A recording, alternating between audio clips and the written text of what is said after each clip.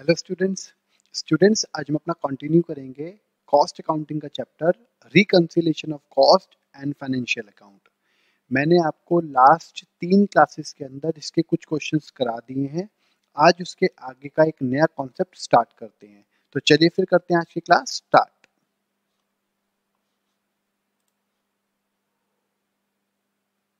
देखिए, आज मैं आपको एक क्वेश्चन करा रहा हूं। बहुत बहुत इंपॉर्टेंट क्वेश्चन है वो, और इसके अंदर आप एक नए तरीके से एक नया कॉन्सेप्ट भी सीखेंगे जो आपने कॉस्ट शीट में सीखा था, और यहां पर आप वही कॉन्सेप्ट आप रिकंसिलिएशन में भी यूज करेंगे। तो चलिए फिर दिखाता हूं मैं आपको। सबसे पहले question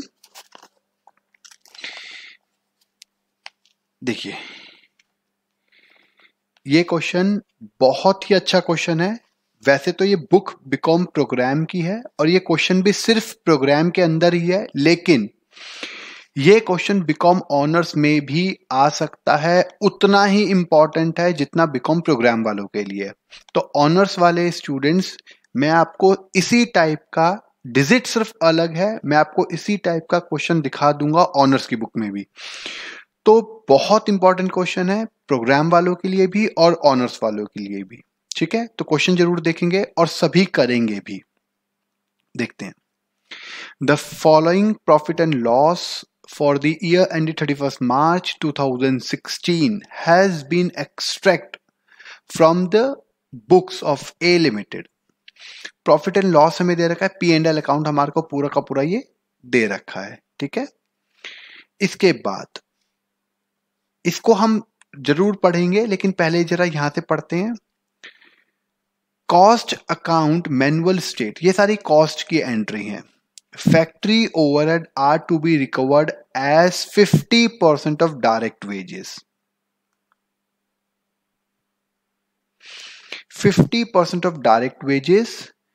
Administrative overhead as 10% of work cost. And selling and distribution overhead at the rate of ₹1 per unit sold. The units of product sold and in hand 4257। ये जो लाइन है ना, ये वाली जो लाइन मैंने रीड करी है, ये इस क्वेश्चन की जान है रिस्पेक्टिवली। जरा दोबारा देखेंगे, ये लास्ट क्लास में जैसे मैंने क्वेश्चन कराया था कुछ कुछ वैसा ही है, लेकिन मैं आपको इसमें बता देता हूं, इसमें ये वाली जो लाइन है ये इसकी जान है। क्यों है, जब मैं करूंगा तब बताऊंगा। जो एक्सपेंसेस यहां पर है यहां पर नहीं है, और वो कॉस्ट शीट में भी आते हैं, वो यहीं से उठा लूंगा। जो एक्सपेंसेस यहां पर है, और एक चीज मैं बता देता हूं, जब भी एक्सपेंसेस परसेंटेज में गिवन होते हैं वो हमेशा कॉस्ट के ही गिवन होते हैं। परसेंटेज वाले एक्सपेंसेस हमेशा कॉस्ट के होते हैं, ये बात याद रखना। जो एक्सपेंसेस यहां पर है वो एक्सपेंसेस मैं कॉस्ट में लूंगा, और जो एक्सपेंसेस यहां पर नहीं है यहां पर है और कॉस्ट में भी आते हैं, वो यहां से उठा के सेम मान के लिख लूंगा। इस एंट्री जब यूज करूंगा जब बता दूंगा। अब हम यहां पे पढ़ते हैं। Direct material, direct wages, factory overhead, administrative overhead, selling and distribution overhead, यहां तक नॉर्मल है। Interest on capital, goodwill return of, ये दोनों एक्सपेंसेस सिर्फ और सिर्फ पी एंड एल के हैं, तो यहीं पर आएंगे। ऊपर वाले एक्सपेंसेस कॉस्ट में भी आते हैं और पी एंड एल में भी आते हैं। सेल्स गिवन है, यहां पे सेल्स नहीं है तो कॉमन मान लेंगे। वर्क इन प्रोग्रेस, ये जो बाय साइड में लिखा होता है इसका मतलब होता है क्लोजिंग, और by closing stock in hand भी दे रखा है फिनिश गुड्स का। ठीक है, ये मुझे गिवन है। अब यहां से हम देखते हैं क्या क्या करना पड़ेगा। मैं जैसे जैसे करूंगा आप बिल्कुल वैसे वैसे करेंगे, और अच्छे से समझाऊंगा। पूरी कोशिश करूंगा बेस्ट तरीके से आपको समझा सकूं। देखते हैं, अगर आपने अभी तक कॉस्ट शीट नहीं पढ़ी है तो मैं एक बार फिर रिपीट कर रहा हूं, कॉस्ट शीट को पढ़ लें। मैं यहां पे कॉस्ट शीट बना के दिखाऊंगा, लेकिन आपको जल्दी समझ में तब आएगी जब आपने एक बार मेरी पहले वाली कॉस्ट शीट पढ़ी होगी, चैप्टर नंबर 1 में।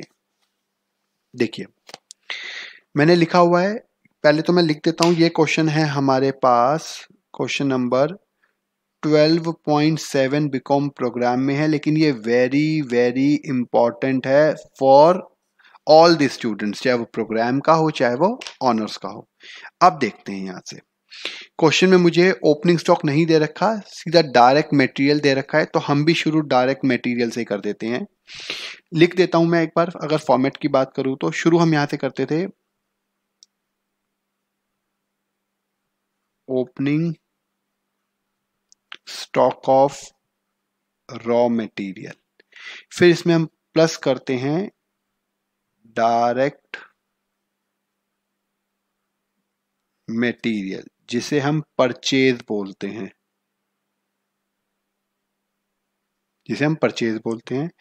और माइनस कर देते हैं closing stock of raw material. RM मतलब रॉ मटेरियल, ओपनिंग नहीं है, डायरेक्ट मटेरियल हमारे को क्वेश्चन में गिवन है यहाँ पर 10,000 रुपीज का, वो यहीं से ले लेंगे हम लोग 10,000, और क्लोजिंग में नहीं है वो भी छोड़ दिया। इसको हम लिख देते हैं अपना रॉ मटेरियल कंज्यूम,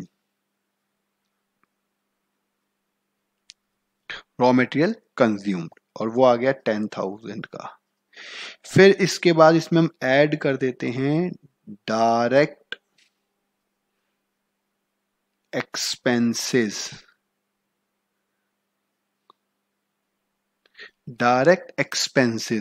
और डायरेक्ट एक्सपेंसेस में मेरे पास आता है डायरेक्ट वेजेस।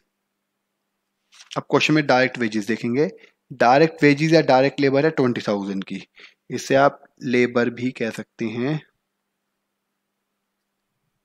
20,000 की, और नहीं है। अब मैं ये यहां से क्यों लिख रहा हूं, क्योंकि इसके बारे में नीचे कुछ भी इंफॉर्मेशन नहीं दे रखी, इसीलिए मैं यहीं से लिख रहा हूं।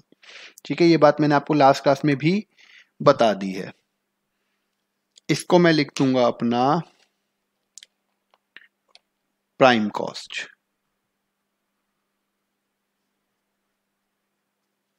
ठीक है, ये प्राइम कॉस्ट आ गई कितनी, 30,000 की। फिर इसमें हम ऐड करते हैं अपना फर्स्ट ओवरहेड, जिसे हम कहते हैं फैक्ट्री ओवरहेड्स। अब देखो फैक्ट्री ओवरहेड्स क्या दे रखा है, यहां पे हम पढ़ेंगे, नीचे इंफॉर्मेशन गिवन है, factory overhead are to be recovered at 50% of direct wages. जो भी मेरी डायरेक्ट वेजेस होगी उसका 50% जो है वो क्या है, फैक्ट्री ओवरहेड है। अब डायरेक्ट वेजेस कितने की थी, डायरेक्ट वेजेस है 20,000 की, तो 20,000 का 50%, तो इट मींस 10,000, ये आ गया। ठीक है, इसको मैं यहां पे ऐड कर दूंगा तो मेरा बन जाएगा ग्रॉस वर्क कॉस्ट, जो आ गया 40,000 का, ये आ गया। ठीक है, ये आ गया ग्रॉस वर्क कॉस्ट। इसके बाद हम इसमें ऐड कर देते हैं ओपनिंग स्टॉक ऑफ WIP, और वर्क इन प्रोग्रेस है WIP का मतलब, और माइनस कर देते हैं क्लोजिंग स्टॉक ऑफ WIP मतलब वर्क इन प्रोग्रेस। अब देखेंगे ओपनिंग कुछ नहीं दे रखा तो उसे छोड़ दिया, लेकिन क्लोजिंग दे रखा है, ये रहा वर्क इन प्रोग्रेस, नीचे नहीं है तो ऊपर वाला ही ले लेंगे, और ऊपर वाला कितना है 1300 का है, तो ये 1300 का यहां से माइनस कर देंगे, बस 40,000 माइनस 1300 हो गया 38,700। इसे बोल देंगे नेट वर्क कॉस्ट, जिसे आप नेट फैक्ट्री कॉस्ट भी कह सकते हैं। यहां से मेरा जो है फर्स्ट ओवरहेड खत्म हो जाता है। अब हम शुरू करेंगे, इसमें ऐड करेंगे हम सेकंड ओवरहेड, जिसे हम बोलते हैं office and administrative overhead, office and administrative overhead. उसके बारे में क्या दे रखा है, एडमिनिस्ट्रेटिव या administration overhead 10% on work cost. Work cost मेरे पास वर्क कॉस्ट कितनी है, ये नेट वर्क कॉस्ट आई है, हमेशा नेट का लेते हैं, ये है तो यहाँ पे हम इसका लिख देते हैं 38700। हमेशा मैंने बताया था हम नेट का लेते हैं, ये याद रखना, नेटवर्क कॉस्ट के हिसाब से, ठीक है। इसका 10% बोला गया है ऑफिस एंड एडमिनिस्ट्रेटिव को, तो ये आ जाएगा 3870। अब जरा एक बार हम ऐड कर लेते हैं, 38700 प्लस 3870, तो ये आ गया 42570। ये आ जाएगा मेरे पास 42570। और मोस्ट इंपॉर्टेंट एंट्री होती है जिसे बोलते हैं कॉस्ट ऑफ प्रोडक्शन।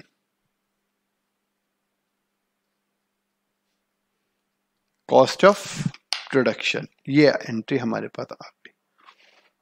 अब इसके बाद चलते हैं, देखिए कॉस्ट ऑफ प्रोडक्शन के बाद मेरे पास जो बहुत इंपॉर्टेंट एंट्री होती है वो होती है, प्लस कर देते हैं इसमें opening stock of finish goods, और माइनस कर देते हैं हम लोग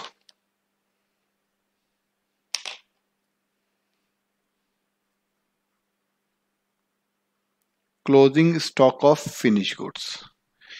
यहां पर ये एंट्री सबसे इंपॉर्टेंट है। Opening stock of finish goods हमें क्वेश्चन में नहीं दे रखा, छोड़ दिया। क्लोजिंग हमें निकालना होगा। अब मैं क्लोजिंग निकालूं उससे पहले मैं आपको यहां पर उसका वर्किंग नोट जरूर बताऊंगा। यहां पर है इसका वर्किंग नोट। वर्किंग नोट मैंने जब कॉस्ट पढ़ाई थी तो आपको दो फॉर्मूले बताए थे। सबसे पहले मैंने फॉर्मूला बताया था आपको सेल।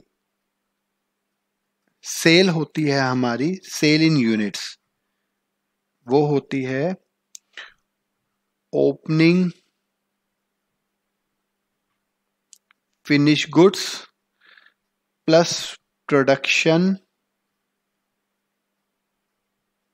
इन यूनिट्स।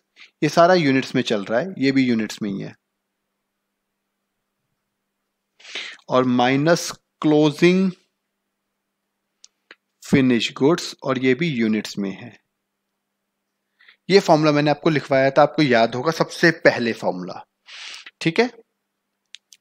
अब अगर मैं क्वेश्चन की बात करूं तो मुझे क्या बोला गया है, जरा क्वेश्चन में देखेंगे। अब हम अब मैं वो लाइन रीड कर रहा हूं जो हमारे लिए बेस्ट लाइन है। The units of product sold and in hand 4257। मैंने बेची है 4000 यूनिट और मेरे पास इन हैंड है, क्लोजिंग है 257 यूनिट्स, और ओपनिंग मेरे पास है नहीं तो वो जीरो मानी जाएगी। मैंने यहां पे लिखा भी यही है। आप देखेंगे ओपनिंग के आगे डैश कर दिया, ओपनिंग नहीं है क्योंकि। अब सेल है मेरे पास 4000 unit, opening zero, plus production निकालना है, और माइनस 257। ये इधर जाएगा तो प्लस हो जाएगा, तो प्लस होके कितना आ जाएगा 4257 इज इक्वल टू प्रोडक्शन, और ये आ गया यूनिट्स। एक तो मेरा निकल गया, इसको मैं मार्क कर लेता हूं। चलो जी, इसको मैंने मार्क कर लिया। फर्स्ट मेरा फॉर्मूले से एक आंसर आ गया जिसको प्रोडक्शन कहते हैं। अब हम निकालते हैं यहां पर सेकंड फॉर्मूला जिसे बोलते हैं closing stock of finish goods. ये यूनिट्स में निकाल रहे हैं हम लोग। उसका फॉर्मूला है हमारे पास cost of production divided by numbers of units produced. Cost of production divided by number of unit produced. अब कॉस्ट ऑफ प्रोडक्शन कितना है वो मैंने यहाँ पे निकाला है, ये देखेंगे आप, कॉस्ट ऑफ प्रोडक्शन है 42570, यहाँ पर आ जाएगा 42570 और डिवाइडेड बाय यूनिट प्रोड्यूस कितनी है 4257, इट मींस कट के एग्जैक्ट आ जाएगी 10 रुपीज। ये आ गया। ये क्वेश्चन इसीलिए इंपॉर्टेंट था क्योंकि यहां पर ये बनाना बहुत जरूरी है, और कोशिश करें कि ये जो मैंने बनाया है ये बिल्कुल नीट एंड क्लीन जैसे मैंने बनाया है बिल्कुल ऐसे ही बनाएं। मैं कह रहा हूं टीचर आपका देखते ही क्वेश्चन को इंप्रेस हो जाएगा, पूरे नंबर देगा, नंबर कटने का सवाल ही नहीं बनता। क्लियर हो गया। अब वापिस क्वेश्चन पे आते हैं। अब मेरे पास क्लोजिंग स्टॉक है कितना, मैंने यहां पे लिखा है, देखेंगे क्लोजिंग स्टॉक मुझे क्वेश्चन में गिवन है 257 यूनिट्स, और एक यूनिट कितने की है 10 रुपए की, तो यहां पे हम लिखेंगे 257 यूनिट्स है इंटू में 10 के अकॉर्डिंग। इसके लिए ये एंट्री इतनी इंपॉर्टेंट है, ये आ जाएगा 2570, ये आ गया मेरे पास क्लोजिंग स्टॉक। क्लियर हो गया होगा। और क्योंकि ये माइनस में है तो इसको हम माइनस कर देंगे, और ये यहां पर आ जाएगा 40,000 एग्जैक्ट, और इसे बोलते हैं हम COGS, cost of goods sold, इसे बोलते हैं कॉस्ट ऑफ गुड्स सोल्ड। उसके बाद अब हम क्या करेंगे, इसमें हम ऐड कर देंगे अपना लास्ट और फाइनल ओवरहेड जिसे बोलते हैं हम सेलिंग एंड डिस्ट्रीब्यूशन ओवरहेड को, सेलिंग एंड डिस्ट्रीब्यूशन ओवरहेड। अब वो क्या दे रखा है जरा उसकी बात करते हैं हम, वो है selling and distribution overhead at the rate of 1 per unit, ₹1 per unit sold. जितनी यूनिट मैंने बेची हैं पर यूनिट 1 रुपए का खर्चा आएगा। मैंने यूनिट कितनी बेची है, यहां पर यूनिट मैंने बेची है सोल्ड में 4000, तो यहां पर खर्चा आएगा 4000 इंटू 1 के अकॉर्डिंग 4000 रुपए का, ये आ गया। इसको हम लिख देंगे कॉस्ट ऑफ सेल, क्या लिख देंगे कॉस्ट ऑफ सेल, और इसी को हम अपनी टोटल कॉस्ट भी कहते हैं, और वो आ गया 44,000 का। इसके बाद इसमें हम प्लस कर देते हैं प्रॉफिट,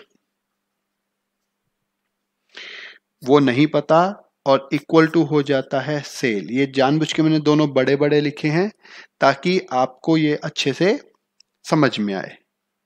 देखिए सेल कितना है, क्वेश्चन में सेल हमें गिवन है 50,000 रुपीज की, तो 50,000 है तो 44 प्लस 6 तब बनेगा 50। तो इस तरीके से सबसे पहले मैंने बनाई है कॉस्ट शीट, ये हमारी पूरी की पूरी बन गई कॉस्ट शीट। और इसको बनाने के लिए इसीलिए लिखा है वेरी वेरी इंपॉर्टेंट क्वेश्चन, बहुत अच्छा क्वेश्चन है। इसको बनाने के लिए क्योंकि इसमें बहुत सारी एंट्रीज और फुल फ्लैश है, मैंने ये छोटा सा बनाया है एक ये वर्किंग नोट, ये बनाना जरूरी है। और अब मेरे पास अगर हम देखें P&L है, कॉस्ट शीट है, अब मैं रिकंसिलेशन को बड़े प्यार से कर सकता हूं। मेरा जो प्रॉफिट आया है वो कितना आया है, वो आया है यहां पर 6,000 रुपीज का। तो जब मैं रिकंसिलेशन बनाऊंगा तो मैंने यहां पे पहले ही फॉर्मेट बना रखा है, मैं यहां लिखूंगा net profit as per cost account, और वो है 6,000 रुपीज का, ये मैंने लिख लिया। अब हम आगे चलते हैं, देखेंगे जरा। मैंने कहा था हम यहां से एंट्री उठाएंगे और पीछे से मैच करते जाएंगे, ठीक है। डायरेक्ट मटेरियल सेम है, डायरेक्ट लेबर सेम है, फैक्ट्री एक्सपेंसेस यहां पर है 9500 के, जबकि फैक्ट्री ओवरहेड मेरे पास यहां पर गिवन है 10,000 का। कॉस्ट में 500 ज्यादा है, कॉस्ट में 500 ज्यादा है, तो यहां पे हम लिखेंगे प्लस, क्योंकि अगर कॉस्ट में ज्यादा है तो रूल नंबर 1 क्या हो जाएगा, फैक्ट्री ओवरहेड। रूल नंबर 1 क्या था, expenses over recovered in cost. अगर एक्सपेंसेस कॉस्ट में ज्यादा होंगे तो प्लस, कितने हैं यहां पर है, कॉस्ट में 10,000 और फाइनेंशियल में है 9,500, तो 500 प्लस कर दिया। अब आगे चलते हैं। एडमिनिस्ट्रेटिव एक्सपेंसेस यहां पर दे रखे हैं 5200 और कॉस्ट में दे रखे हैं एडमिनिस्ट्रेटिव एक्सपेंसेस 3870। कॉस्ट में कम है, कॉस्ट में कम होगा तो माइनस रूल नंबर 2, रूल जरूर लिख लेना आप लोग भी। तो यहां पर हो जाएगा माइनस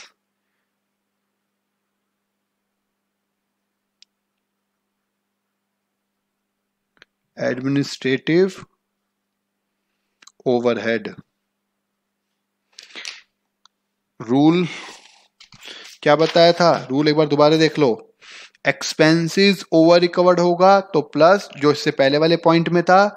एक्सपेंसेस अंडर रिकवर्ड होगा कॉस्ट में तो माइनस, और हमेशा डिफरेंस। अब कितना होगा, यहां पे हम दिखेंगे 3870 है कॉस्ट में, जबकि फाइनेंशियल में है 5200। तो डिफरेंस जरा निकाल लो, डिफरेंस कितना आ गया, डिफरेंस आ गया 3870 माइनस 5200, 3870 माइनस 5200 तो आ गया 1330 का, तो ये माइनस में हो गया 1330। ठीक है, अब नेक्स्ट एंट्री पे चलते हैं, जरा वो देखते हैं नेक्स्ट क्या है। एडमिनिस्ट्रेटिव एक्सपेंसेस हो गया ये वाला, तो सेलिंग एंड डिस्ट्रीब्यूशन एक्सपेंसेस है 3800, जबकि सेलिंग एंड डिस्ट्रीब्यूशन एक्सपेंसेस मैंने यहां पे कितने लिखे हैं 4000। कॉस्ट में ज्यादा है तो rule number 1 expenses over recovered, तो प्लस, डिफरेंस प्लस, कॉस्ट में ज्यादा है, क्या हो जाएगा यहां पर हो जाएगा plus selling and distribution overhead. कितना आएगा, कॉस्ट में 4000 है और फाइनेंशियल में 3800 है, तो कॉस्ट में 200 रुपए प्लस। उसके बाद नेक्स्ट है इंटरेस्ट ऑन कैपिटल। ये सिर्फ पी एंड एल में दे रखा है, वो भी एक्सपेंसेस में, तो any P and L expenses always be a minus. Expenses only consider in profit and loss account, always minus. ठीक है, कोई भी एक्सपेंसेस हो वो माइनस, जैसे गुडविल रिटर्न ऑफ है वो भी यहां पे दे रखी है। इससे next point goodwill return of, तो दोनों के दोनों पॉइंट माइनस में जाएंगे। इंटरेस्ट ऑन कैपिटल भी, और यहां पे लिख भी रखा है मैंने, इंटरेस्ट ऑन कैपिटल माइनस हो जाएगा और गुडविल रिटर्न ऑफ भी माइनस हो जाएगा। यहां पर है माइनस हो जाएगा ये इंटरेस्ट ऑन कैपिटल, और यहां माइनस हो जाएगा goodwill return of. Interest on capital कितना है 1000 का, ये सीधा सीधा माइनस हो जाएगा, और गुडविल रिटर्न ऑफ है 1500 की, ये भी माइनस हो गया। ठीक है, इसके बाद प्रॉफिट जो आएगा वो मेरा 3000 आएगा, याद रखना। तो जो लास्ट आंसर आएगा वो 3000 आएगा। सेल्स 50 है, 50 ही है। वर्क इन प्रोग्रेस यहाँ पे 1300 है, और ये यहाँ पर भी 1300 ही था, ये देखेंगे 1300 ही है, तो ये भी सेम है। इसके बाद देखते हैं अब हम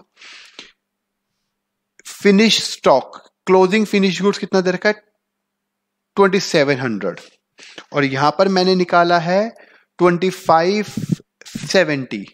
यहां पर कितना है 2700, यहां पर है 2570। ठीक है, तो इसका मतलब ये है ना closing stock of finish goods, यहाँ पर 2570 है और वहां पर 2700 है। अब क्योंकि ये क्लोजिंग स्टॉक की बात है तो रूल नंबर क्लोजिंग स्टॉक का देखेंगे। कॉस्ट में मेरे पास कम है, कॉस्ट में कम है, तो क्या करते हैं जरा वो देखते हैं। अगर क्लोजिंग स्टॉक कम होता है तो rule number 8, closing stock lower in cost difference plus, ये रहा डिफरेंस प्लस, समझ में आ गया। Closing stock lower in cost difference plus, तो यहां पे डिफरेंस को प्लस कर देंगे हम, तो यहां पर आ जाएगा प्लस कर देंगे closing stock of finish goods.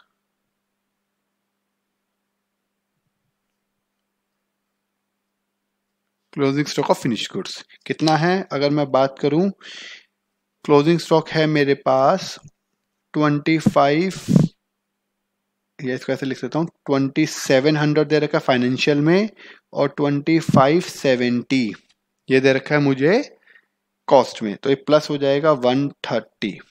ठीक है, बस अब इसका टोटल कर देंगे हम, यहां देखेंगे इसका टोटल कर दिया तो 6830 ये आ गया, और ये आ गया 1 2 3 3830 ये आ गया। ठीक है, ये टोटल कर दिया है, तो सिंपल सा ही था। डिफरेंस एग्जैक्ट आ गया है मेरे पास 3000 रुपए का, यहां पर ज्यादा है, जहां पर ज्यादा होता है उसी के नीचे लिखते हैं 3000, ये आ जाएगा net profit as per financial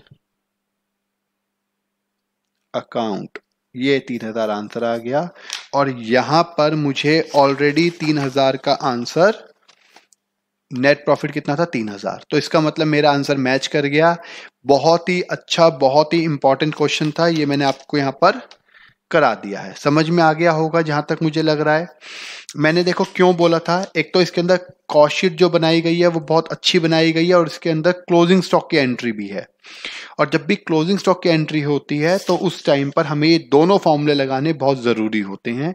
formula जरूर याद रखना, एक फॉर्मूला तो मेरे पास ये वाला है, ये वाला, और एक फॉर्मूला मेरे पास ये वाला है, ये दोनों फॉर्मूले हैं, ये जरूर याद रखना। ठीक है, ये वाला और ये वाला।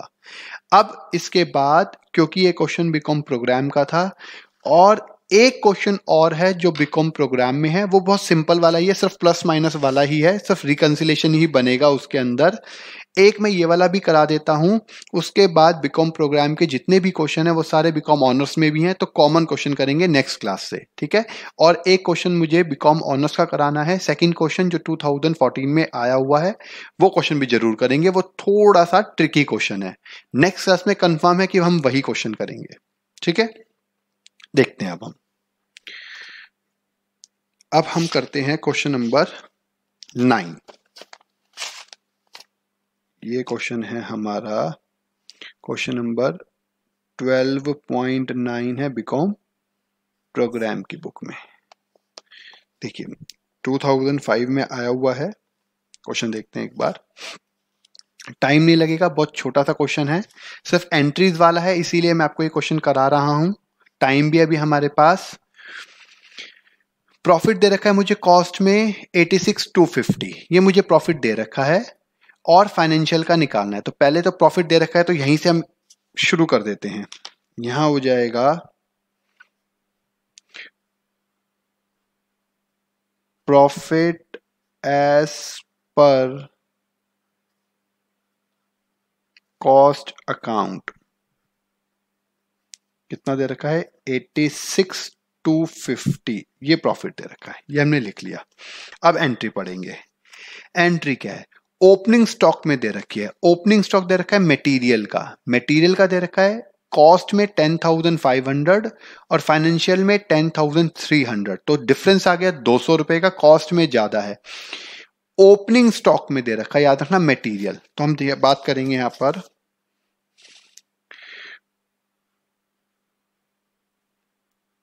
ओपनिंग स्टॉक, और ब्रैकेट में डाल देते हैं material.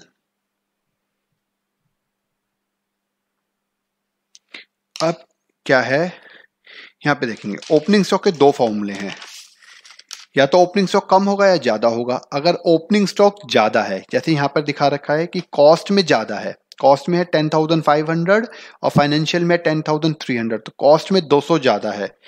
Opening stock higher in cost, rule number 5, तो डिफरेंस प्लस। ठीक है, तो यहां पर हम क्या करते हैं, 10,500 माइनस 10,300, तो ये 200 रुपए जो है ये हमारे यहाँ पे प्लस हो गया। मुझे तो सारे फॉर्मूले याद है, सारे रूल याद है, आपको बार बार दिखाने के लिए करता हूं। और याद रखना ये सारे के सारे रूल्स आप अच्छे से लिख लें, और क्वेश्चन करते टाइम आप भी ऐसे ही, जैसे मैं ये पेपर यूज करता हूं, आप भी ऐसे पेपर यूज करें। आपको करने में और बार बार समझने में बहुत आसानी मिलेगी। ये सारे रूल्स हैं, ये याद रखना रिकंसिलेशन के, उससे बहुत इजी हो जाएगा चैप्टर करना। नेक्स्ट, उसके बाद है work in progress. Work in progress भी ओपनिंग का 8500 है और फाइनेंशियल का जो देखा वो 8000 है। कॉस्ट में 8500 और 8000 का फाइनेंशियल का, तो कॉस्ट में 500 ज्यादा है। ओपनिंग क्लोजिंग स्टॉक जो है, नहीं एक सेकेंड, हाँ ओपनिंग वर्क इन प्रोग्रेस ज्यादा है 500 कॉस्ट में, रूल वही है जो पहले था। अगर ओपनिंग स्टॉक अगर हायर होगा तो वो प्लस होगा, चाहे वो किसी का भी हो, चाहे वो रॉ मटेरियल का हो, वर्क इन प्रोग्रेस का हो या फिनिश गुड्स का हो। ओपनिंग स्टॉक है तो वो प्लस अगर हायर है, यहां पर आ जाएगा प्लस, और यहां पर भी प्लस हो जाएगा सेम पहले की तरह। ओपनिंग स्टॉक, और यहां पे दे रखा है वर्क इन प्रोग्रेस, WIP लिख देते हैं, इसीलिए कितना है, यहां पर है 8500 है कॉस्ट में और 8000 है फाइनेंशियल में, तो 500 यहां पे प्लस हो गया। अब इसके बाद नेक्स्ट देखते हैं, देखेंगे नेक्स्ट क्या है। नेक्स्ट है क्लोजिंग। अब क्लोजिंग की बारी करते हैं। मटेरियल दे रखा है, मटेरियल है 14,200 और 15,000, 800 कॉस्ट में कम है। अगर क्लोजिंग स्टॉक कम हुआ कॉस्ट में तो क्या होगा, रूल नंबर 8 देखेंगे, closing stock lower in cost, difference always plus. ठीक है, तो डिफरेंस प्लस कर देंगे। क्लोजिंग स्टॉक कम होगा तो कॉस्ट में, यस यहां पे कॉस्ट में ही कम है तो प्लस कर देंगे। क्लोजिंग स्टॉक किसका, मटेरियल का, कितना है, यहां पर है हमारे पास, कॉस्ट में है हमारे पास 14,200 और यहां पर है 15,000, तो 800 जो है यहां पे हमने प्लस कर दिया।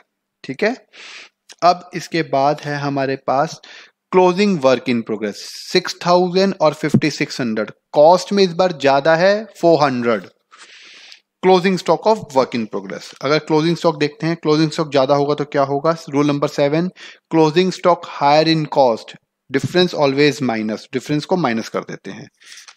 तो यहां पे हम क्या करेंगे, यहां पर हम करेंगे माइनस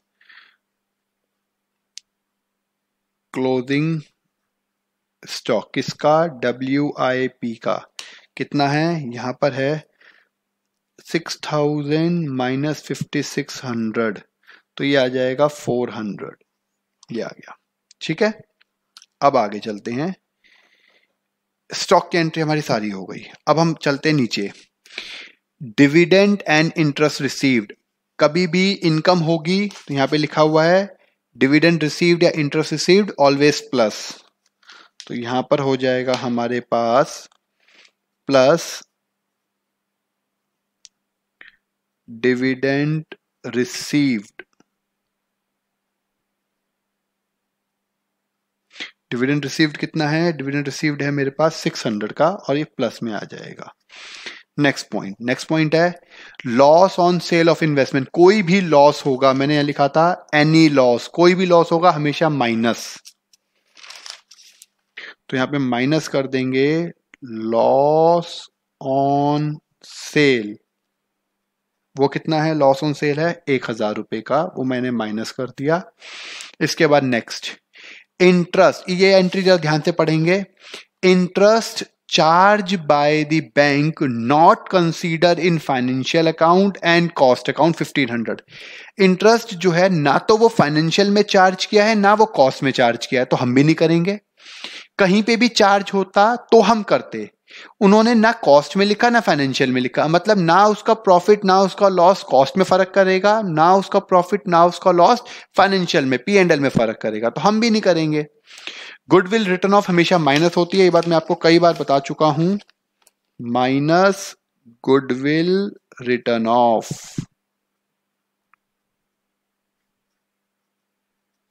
गुडविल रिटर्न ऑफ है हमारे पास 2500, ये माइनस में ही जाएगा। इसके बाद नेक्स्ट है प्रिलिमिनरी एक्सपेंसेस रिटर्न ऑफ 3000 रुपए के, तो ये भी हमारे पास माइनस ही जाएगा।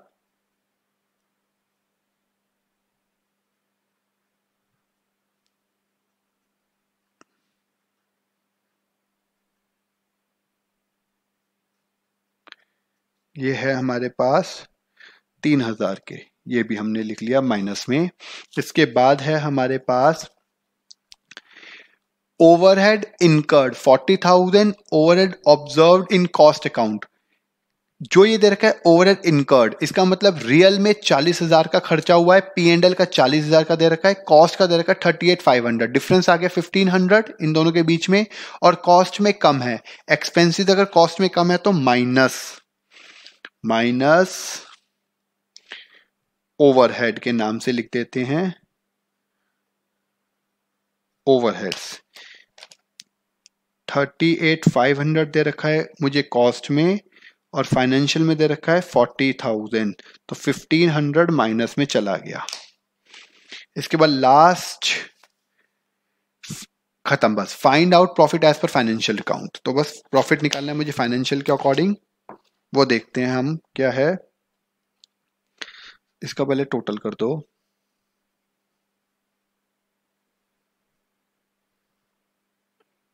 यहां इसका टोटल कर देंगे, देखते हैं।